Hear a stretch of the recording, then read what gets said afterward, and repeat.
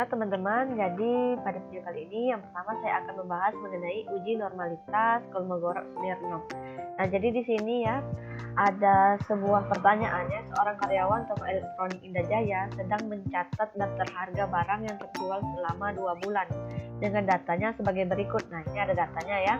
Dan pertanyaannya itu, jika alfanya itu 5% ya, apakah data tersebut termasuk dalam populasi yang berdistribusi normal? Nah, jadi untuk memecahkan soal ini, maka kita cari dulu ya. Nah, jadi yang pertama kita masukkan dulu datanya ini ya. Data mentahnya kita bawa ke tabel. Selanjutnya, ini kita buat tabel apa ya ini? Tabel distribusi ya. Di sini ada XI, FI, F kumulatif dan seterusnya ya. Nah, setelah kita masuk ke data mentahnya, sini kita susun ya. Susun ada berapa nilainya ya, ada 80, 82, 84 dan seterusnya.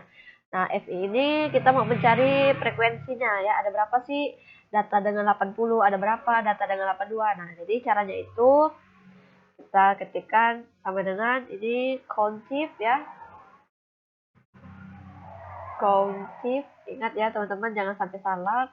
Nanti kalau salah ini akan berpengaruh pada nilainya. Nah, jadi range-nya itu kita masuk ke data mentah ya, yaitu titik koma, terus ini kriteria. Nah, jadi kriteria ini kita mau mencari dulu frekuensi yang 80. Jadi kita klik kolom yang 80 tadi. Nah, terus ini kita dapatkan frekuensinya ada 2, yang untuk yang lain tinggal kita tarik saja. Nah, jadi ini sudah kita dapatkan ya teman-teman. Dan selanjutnya N-nya ini untuk jumlah datanya. Jadi untuk datanya itu kita ketikkan sama dengan sum, terus kita tarik ini ya data ini.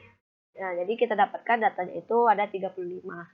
Selanjutnya ini kita mau mencari frekuensi kumulatif. Nah, jadi frekuensi kumulatif ini merupakan frekuensi data sebelum ya. Data sebelumnya itu ada berapa. Jadi data sebelum 80 kan itu ada 2 ya. Nah, untuk data sebelum 82 itu 2 dengan ada data 80 kan ada 2 juga. Jadi ada 4 ya. Nah, jadi ini kita masukkan saja ya. Rumusnya itu ini ya.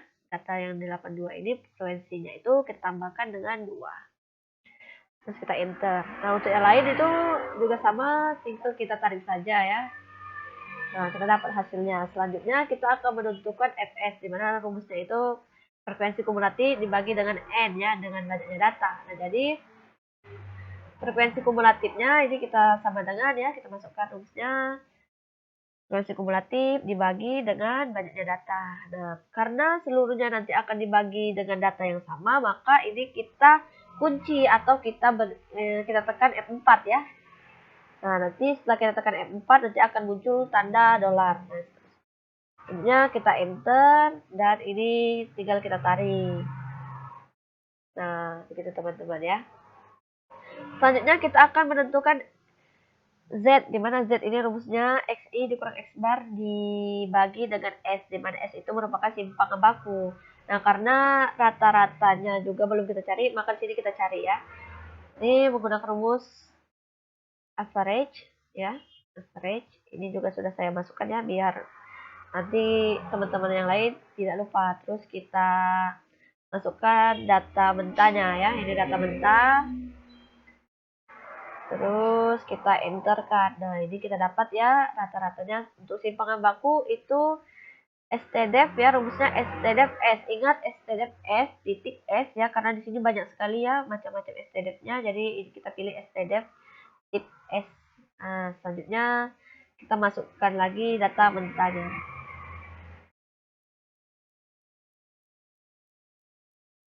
Oh, ini belum tertarik ya. Kita tarik dulu ya. Sampai data mentah terakhir. Terus kita enter. Nah, ini kita dapat ya. Dapat simpangan bakunya ya. Nah, selanjutnya baru kita bisa menentukan Z. Nah, jadi di sini rumusnya itu kan XI ya. Tadi kita masukkan dulu nilai XI dikurang dengan X bar ya. Jangan lupa X bar. Dan nanti semuanya juga akan dibagi dengan X bar ya. Jadi ini X barnya juga kita kunci ya. Kita kunci kurung dibagi dengan S ya. Standar deviasi juga nanti semuanya akan dibagi dengan standar deviasi yang sama, jadi ini kita kunci juga. Nah, ini hasilnya ya teman-teman, dan ini kita tinggal tarik saja. Nah, selanjutnya kita akan menentukan FT. FT ini rumusnya nomdis dengan nomdis dari Z ya. Jadi ini kita sama dengan jangan salah ya teman-teman dalam memasukkan apa ini kodenya, nanti kalau salah ini berpengaruh pada nilai. Nah, terus kita enter. Nah, ini kita dapat ya. Terus ini kita tarik sampai bawah. Nah, selanjutnya kita akan menentukan FT dikurang FS. Nah, ini kita tinggal masukkan saja ya. FT dikurang dengan FS. Nah, enter. Terus ini kita tarik. Nah, selanjutnya kita karena kita mau mencari ini ya nilai ini kan jika nilai mutlak FT dikurang FS itu yang terbesarnya ya kurang dari nilai tabel Kolmogorov-Smirnov, maka HO itu diterima dan HA ditolak. Nah, jika nilai mutlak FT dikurang FS yang terbesar itu lebih dari nilai tabel Kolmogorov-Smirnov, maka HO-nya ditolak dan HA-nya diterima ya. Nah, jadi karena karena ini nilai mutlak berarti kan semuanya itu tidak boleh ada tanda negatif ya. Nah, jadi untuk rumusnya ini sama dengan ABS ya, atau absolut. Terus kita ini ya, nah, kita masukkan nomornya. Terus kita enter. Nah, selanjutnya ini kita tinggal tarik. Nah, semuanya sudah tidak ada lagi tanda negatif. Selanjutnya kita tentukan ya, ini D ini nilai maksimal ya, atau nilai terbesar ya dari nilai mutlak FT kurang FS. Jadi rumusnya itu kita masukkan max kurung, terus kita tarik ini ya, terus enter. Nah, ini dapat ya. Nah, jadi kita K-nya ini kita dapatkan dari tabel Kolmogorov. Nah, jadi di sini sudah saya siapkan tabel Kolmogorov ya, di mana N-nya kita tadi itu ada 35. N-nya ada 35, sedangkan alfanya itu 0,05 ya. Nah, jadi ini 0,05 ini ya. Kita cari yang 35. Nah, jadi ini ya. Ini merupakan K ya, K-nya. Kita masukkan ini ya, K. K-nya tadi apa tadi? Supaya 0,23. 0,23 ya, ada tabel Kolmogorov. Nah, ini sudah kita dapatkan ya. Nah, ya baik teman-teman, jadi ingat ya, jadi langkah-langkah pengujian datanya itu yang pertama itu tentu tuliskan hipotesisnya. Nah, jadi ini kita tuliskan hipotesis ya. Hipotesisnya itu HO itu data harga barang ya. Harga barang berdistribusi ya, berdistribusi normal, dan HA itu data harga barang yang berdistribusi tidak normal. Berdistribusi tidak normal. Nah, jadi kenapa tadi sudah saya isi dulu tabel-tabel ini ya, agar nanti mempermudah kita dalam jadi kita tuh tinggal masukkan saja nanti nilainya. Yang kedua itu kita tuliskan nilai signifikan. Jadi nilai signifikannya itu kan 5% ya. 5% atau 0,05 ya. Nah, selanjutnya itu kita tuliskan statistik penguji. Nah, jadi statistik penguji kan tadi sudah kita dapatkan ya, ini ya, ini juga kita beri tanda ya, beri warna aja. Jadi statistik pengujinya ya, ini statistik penguji,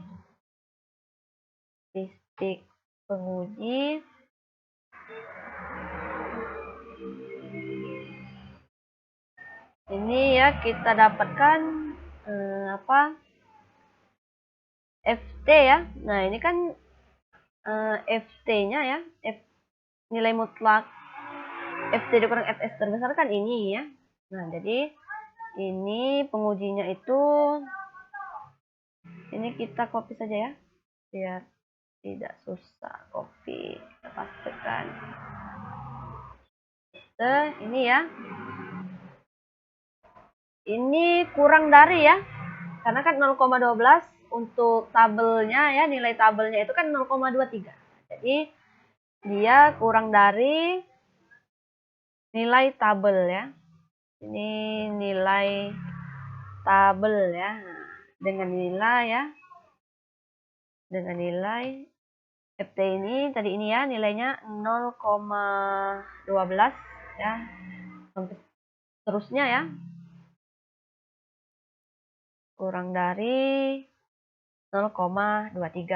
Nah, itu ya statistik penguji yang kita dapatkan. Selanjutnya itu kesimpulan. Nah, jadi kesimpulannya ini ya kita baca ya tadi ya. Jika nilai mutlak FT dikurang FS yang besar ya itu kurang dari nilai tabel, maka HO-nya diterima. Nah, karena dia kurang dari nilai tabel, maka HO-nya diterima. Nah, jadi kesimpulannya data harga barang berdistribusi normal.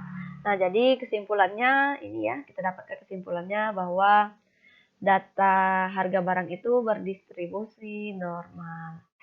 Nah, jadi ini ya teman-teman, teman-teman bisa lihat ya, tadi yang sudah saya jelaskan.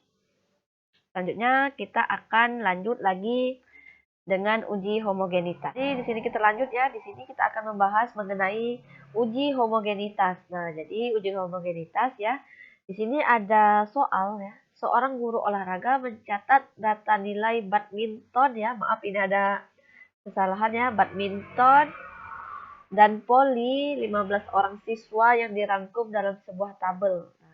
Apakah data nilai tersebut termasuk dalam populasi yang sama atau homogen jika alfanya itu 5% ya atau 0,05. Nah, jadi ini ya, ini data nilainya untuk badminton dan ini untuk voli. Nah, kita akan mengecek ya apakah data ini merupakan populasi yang sama atau homogen. Nah, jadi yang kita tentukan yang pertama kita tentukan dulu ya. Ini ada derajat kebebasan ya. Kita harus menentukan standar deviasi, kita menentukan F hitung dan F tabel. Nah, jadi langkah-langkah pengujian datanya yang pertama itu tuliskan hipotesis, yang kedua tuliskan nilai signifikan, yang ketiga tuliskan statistik penguji dan keempat kesimpulan. Nah, di sini juga jika nilai F hitung kurang dari F tabel maka HO itu diterima dan HA ditolak. Jika F hitungnya lebih dari F tabel maka HO ditolak dan HA itu diterima. Nah, jadi yang pertama ya, jadi kita tuliskan dulu yang pertama itu hipotesisnya ya. Jangan lupa kita tuliskan dulu hipotesis. Nah, hipotesisnya ini saya ambil HO itu, salah ya. Ini HO ini merupakan data nilai badminton dan voli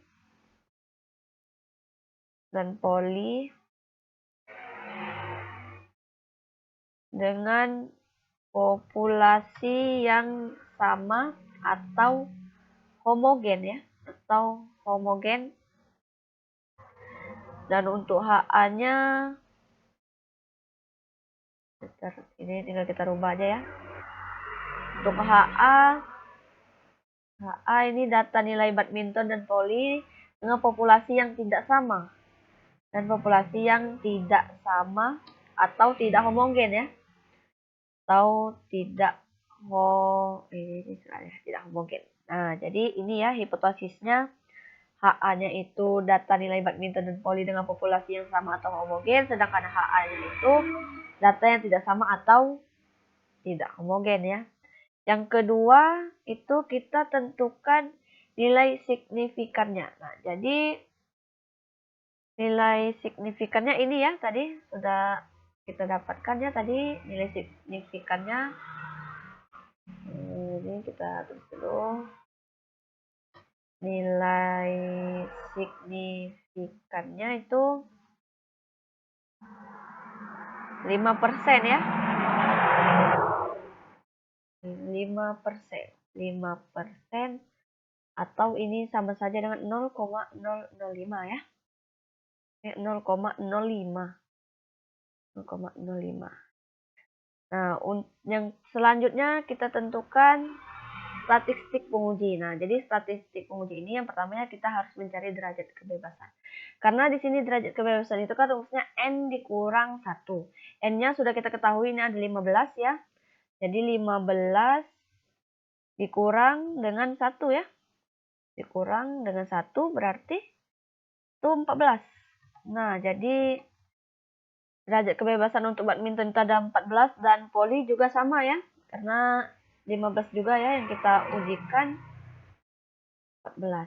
Nah, selanjutnya kita akan mencari standar deviasi. Nah, jadi untuk standar deviasi ini juga sangat mudah ya. Kita tinggal masukkan sama dengan STDEV ya, rumusnya STDEV. Terus kita tarik ya dari nilai badminton ini, dari nilai yang pertama sampai dengan nilai yang 15. Kita enter. Nah, ini kita dapat ya. Dan untuk standar deviasi voli juga sama ya. Kita masukkan juga STDEV. Ini kita tarik yang voli. Ya, enter. Nah, selanjutnya setelah kita mendapatkan standar deviasi, kita akan menentukan F hitung. Nah, jadi F hitung ini rumusnya SD terbesar dibagi dengan SD terkecil. Jadi SD ini saya nyatakan untuk standar deviasi ya. Nah, jadi SD terbesar kan ini ya, standar deviasi terbesar itu ada di sini ya. Ada di standar deviasi untuk badminton ya. Kita bagi dengan standar deviasi voli ya yang terkecil ya. Kita enter. Nah, jadi ini ya standar deviasinya. F hitungnya ya, F hitung. Dan untuk F hitung ini juga sama ya. Nah, selanjutnya kita akan menentukan F tabel. Nah, jadi F tabelnya itu kita bisa mengambil dari Google ya. Dari tabel yang ada di Google. Nah, di sini saya sudah siapkan tadi standar derajat kebebasannya itu kita ada di 14 ya. Nah, jadi 14 dan 14. Berarti dia ada di sini ya. Nih, 2,48 ya. Jadi di sini ini ya. 2,48 atau ini bisa juga kita bisa menggunakan ya. Kita masukkan rumusnya VinV. Nah, VinV probability ini kita masukkan dengan 0,05 ya, atau nilai signifikannya ya. Terus titik koma ini Dick Freedom ini kita masukkan derajat kebebasannya ya. Itu 14 ya yang pertama, yang kedua juga 14. Jadinya kita enter. Nah, ini sama ya teman-teman. Jadi antara tabel yang ada di yang sudah kita lihat tadi dengan kita juga mencarinya ya. Kalau misalkan kita tidak ada tabelnya, maka kita bisa mencarinya lewat Excel dengan cara yang sudah dijelaskan tadi ya. Nah, ini setelah kita dapatkan ya, Jadi kita dapatkan ya statistik pengujinya. Kita buat dulu statistik penguji ya. Penguji dinyatakan ya bahwa F hitung itu kurang dari F tabel ya. Karena kan F hitung ini lebih kecil ya. F hitungnya kita dapat 2,071 dan seterusnya, untuk F tabelnya 2,48 ya. Jadi dia lebih kecil daripada F tabel. Nah, ini ya yang kita dapatkan statistik pengujinya ya. Hitung dari F tabel, ini kita tambah ya. Dengan nilai ya. F hitungnya 2,07 dan seterusnya ya, itu ya. 2,07 kurang dari 2,48 ya. 2,48. Jadi ini ya statistik pengujinya, dan untuk kesimpulannya berarti kesimpulan yang kita dapatkan yaitu kalau F hitungnya kurang dari F tabel ya, di sini F hitung kurang dari F tabel, maka HO-nya diterima dan HA-nya ditolak. Jadi HO-nya itu diterima, maka kesimpulannya karena HO-nya diterima, jadi data nilai badminton dan voli itu dengan populasi yang sama atau homogen. Nah, jadi ini ya teman-teman, kita dapatkan kesimpulannya bahwa data nilai badminton dan voli ini merupakan populasi yang sama atau homogen. Ini kita beri tanda ya. Nah, ini ya kesimpulannya yang kita dapatkan ya dari uji homogenitas. Ini teman-teman bisa lihat. Dan kita lanjut lagi ke penjelasan mengenai uji T. Ya, baiklah teman-teman sekalian, jadi kita lanjut ya. Ini mengenai uji T. Nah, jadi di sini sudah ada soalnya ya, persoalan. Seorang guru mendata nilai akhir 25 siswa SMA Karya Bakti dan rata-rata nilainya adalah 88. Apakah hal tersebut sesuai dengan data ke-25 siswa yang menjadi sampel? Nah, jadi ini ya, ini data nilainya sudah saya masukkan ke dalam tabel. Di situ ada 25 siswa. Jadi yang pertama, langkah pertama itu kita tentukan dulu hipotesisnya. Nah, jadi hipotesis yang pertama kita buat dulu HO ya. HO-nya itu HO ini rata-rata ya. Rata-rata nilai akhir siswa sama dengan 88 ya. Untuk HA-nya sama dengan rata-rata nilai akhir siswa tidak sama dengan 88 ya. Nah, ini ya. Atau bisa kita buat juga HO sama dengan 88 dan HA tidak sama dengan ya. Jadi kita masukkan dulu simbol tidak sama dengan. Tidak sama dengan insert ya. 88. Nah, jadi ini yang menjadi hipotesis kita. Jadi ini merupakan uji pihak 2 ya. Jadi pada uji T itu terdapat 3, ada uji dua pihak, ada uji pihak kiri dan juga uji pihak kanan. Dan di sini saya mengambil uji dua pihak ya. Nah, selanjutnya kita akan mencari rata-rata. Nah, jadi bagaimana mencari rata-rata? Ingat kembali ya, mencari rata-rata itu average atau di sini juga sudah saya sisipkan ya agar tidak lupa. Storage, terus kita tarik datanya. Nah, selanjutnya kita enter. Nah, kita mendapatkan rata-rata atau expert itu 88,64. Dan selanjutnya kita mencari standar deviasi. Nah, untuk mencari standar deviasi, ingat stdep ya. Terus kita tarik lagi datanya. Ya, enter. Mendapatkan ya, ini standar deviasinya 5,28 dan seterusnya. Terus mu-nya itu mu-nya ini ya 88 yang menjadi sampel kita 88. M-nya itu jumlah datanya ada 25 ya, 25. Nah, untuk mencari T hitung di sini sudah saya berikan ya. Rumus mencari T hitung yaitu X bar dikurang mu dibagi dengan S dibagi akar N.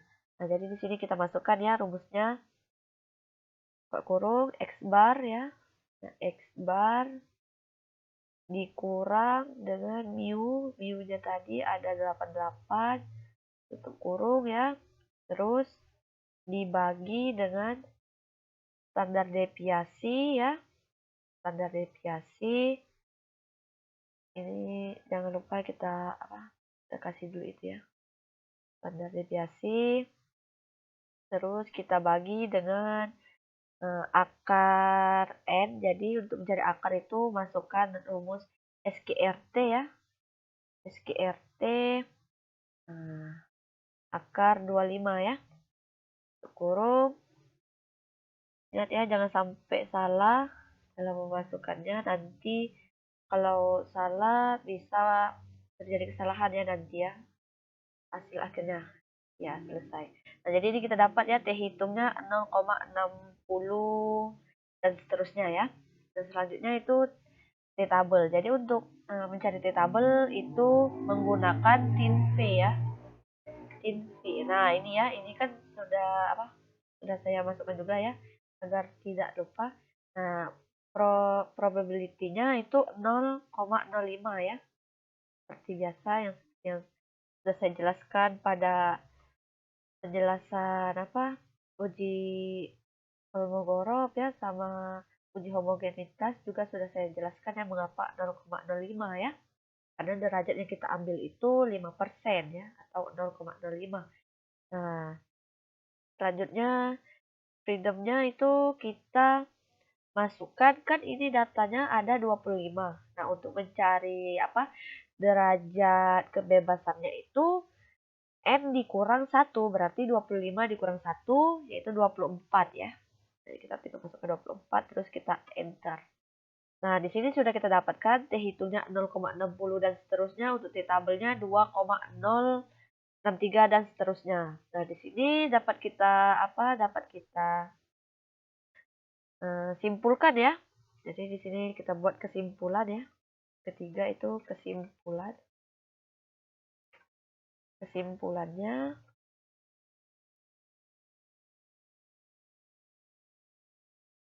F hitung itu kurang dari F tabel ya.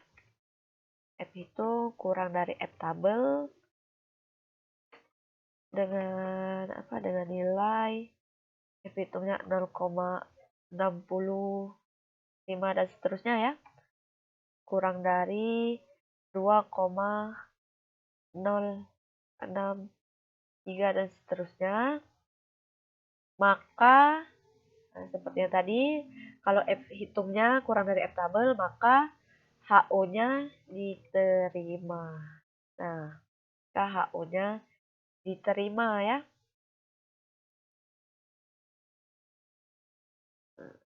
Maka HO-nya diterima sehingga rata-rata nilai akhir siswa itu sama dengan 88. Berarti benar ya.